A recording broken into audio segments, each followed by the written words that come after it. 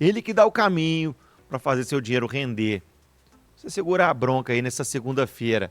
Samu, bom dia, bem-vindo, meu filho. Saudade de você. Ô, digo mesmo, Lucas Raj, um bom dia aí para você, para o João, para toda a Eia. nossa audiência. Vamos falar hoje de produtividade, Bora. que é o problema do nó, né, que trava o crescimento brasileiro, sabe? Muitas vezes a gente comenta aqui na coluna Dinheiro Zen que o Brasil ele não é pobre, não é porque as pessoas não trabalham, as pessoas trabalham e trabalham muito, né, aqui no Brasil. Só que a gente produz pouco com muito esforço. Isso é um baita de um problema. Porque os países que se desenvolvem bem são aqueles países que conseguem transformar produtividade em salários maiores, né? Então aqui a gente sempre com rendas muito baixas, né? Produtividade, basicamente, pessoal, é o quê? Não é trabalhar mais, é trabalhar melhor, né? Quando as mesmas horas de trabalho elas acabam se convertendo, né, em mais resultado, em gerar mais valor. Isso pode ser uma fábrica, né, que produz, por exemplo, mais carros com a mesma equipe, pode ser um agricultor, que a gente tem vários exemplos aqui no Brasil, né? A agricultura no Brasil é algo que cresce a uma produtividade descolada do restante do país, mas um agricultor que consegue colher muito mais por hectare plantado, né? É, ou seja, você que no dia a dia às vezes resolve uma coisa ao longo de 8 horas, passar a resolver aquela mesma coisa em 2 horas, né? O problema é que o Brasil, ao longo dos últimos anos, né, se a gente for pegar aí pelo menos uma, 2 décadas, o Brasil tem crescido a uma taxa de mais ou menos 0,3% por cento ao ano em termos de produtividade. Quando a gente compara isso com países muito mais desenvolvidos, como por exemplo os Estados Unidos, a gente vai pegar taxas que são 5 vezes ou mais de 5 vezes maiores. E isso muitas vezes reflete também na diferença salarial. Hoje o salário médio no Brasil é na base aí de R$ 3.000. Se a gente for olhar nos Estados Unidos é US$ 5.000. Isso em termos de reais dá umas 8 vezes mais, né? Então a gente tem uma produtividade muito maior e crescendo de forma muito mais rápida, gerando também salários muito mais elevados, né? E isso aí a gente tem uma situação de ciclo vicioso versus ciclo virtuoso, né?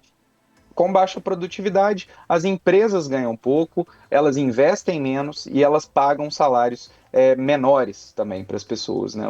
O trabalhador acaba não conseguindo poupar e sem poupança você não tem formação de capital que é essencial para atrair inovação, para fazer investimento e melhorar a produtividade. Então a gente está preso num ciclo vicioso e o ciclo virtuoso de outros países, como por exemplo os Estados Unidos, ou mesmo até se a gente for observar lá no Oriente, a gente encontra bons exemplos disso, Coreia do Sul, China, a gente vai ver que o caminho é oposto. Você tem mais produtividade, mais renda, mais poupança, mais capital, mais investimento em tecnologia e inovação, e aí mais produtividade, o que gera mais renda. Então você tem um ciclo muito positivo que se retroalimenta, né? E aqui a gente tem que observar uma situação. O Brasil ele tem muito a ideia, né, de que o Estado é que é o motor do crescimento, o Estado que tem que fazer com que as coisas funcionem, e a gente sabe que o Estado não é de fato nenhum grande modelo de produtividade, então ele não tem como fazer isso acontecer da melhor forma possível, mas sim, ele pode ser um grande parceiro.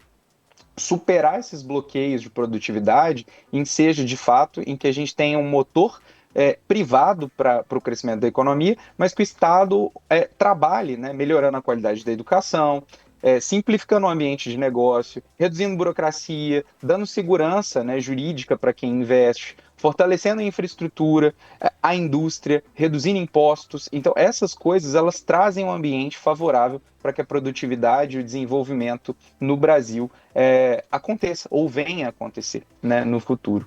Então, que eu queria dizer aqui com vocês é o seguinte: enquanto a gente não resolver o problema da produtividade, a gente não consegue resolver o problema do país. Mas, nas nossas vidas micro, pensando aqui na ideia do dinheiro zen, a gente tem que melhorar a nossa produtividade pessoal para que a gente também agregue, né, no país. Então, não é trabalhar mais, é trabalhar melhor, trabalhar mais inteligente, gastar menos tempo para fazer as mesmas coisas.